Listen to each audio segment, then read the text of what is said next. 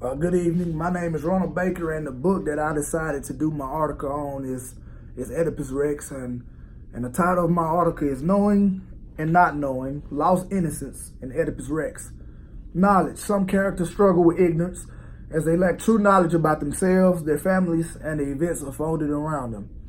Self-awareness versus situational awareness. One is self-aware when he is knowledgeable of himself, but one is situational aware when he understands how the events around him truly affect him.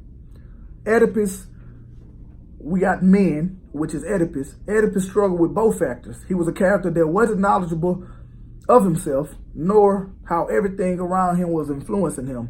He didn't know that he was adopted, or he didn't know who his real parents were. He was able to see, yet he was blind. This simply means that he could see physically, but he couldn't see how everything was planned to his demise. Then you got Tiresias. And on the other hand, Tiresias was a man who wasn't quite self-aware, but he was extremely situational aware. He knew that he was blind, but he also knew how he was opened up to this prophecy as a result of his blindness. Even though he could see physically, he wasn't able to see or understand everything that was happening externally because he had gained a certain level of insight. Laius was self-aware, but he struggled in the area of situational awareness. For example, he knew that his son was destined to kill him, or prophesied to kill him, but he wasn't aware enough to even make sure that his son was actually dead when he sent him off on the mountain to die by the shepherd. This eventually leads to his downfall because his son eventually kills him, takes his place as king, and eventually marries his wife, which is his son's mother, obviously. Then you got the women, and one woman in particular, which was Jocasta. And just like her husband, she was very self-aware about the whole situation, but she also lacked situational awareness. Jocasta was very ignorant when she found out her husband was killed. She never even considered her late husband's killer to be her newly wedded husband, which is her son. She also could have thought about what the oracle told her when her son was a baby.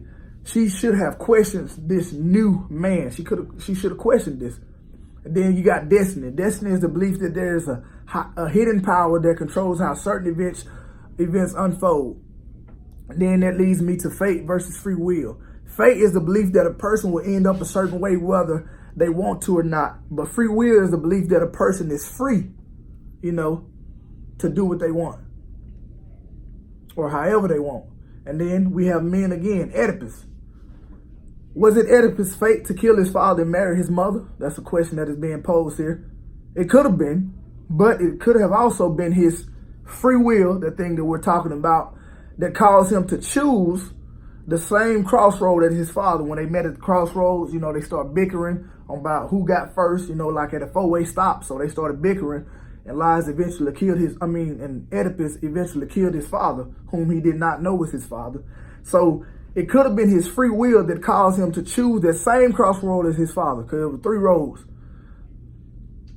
It was also his choice to kill his father instead of just walking away from the situation, just being a bigger man. Hey, you can go first, it don't matter who was here first, you can go first. But Laius, on the other hand, was it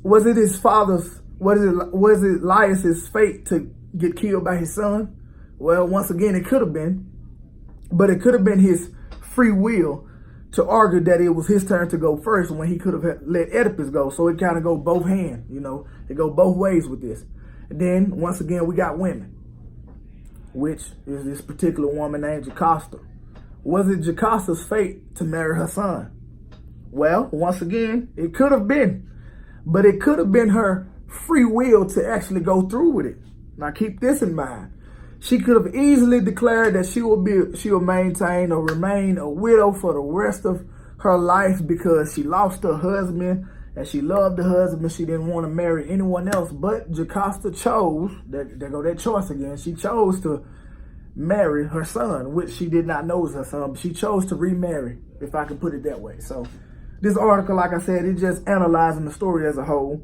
It questions this self-awareness versus situational awareness, and also fate versus free will. So this is my discussion on Oedipus Rex, and I hope you guys enjoyed. Thank you. Enjoy your night, your evening, or your day.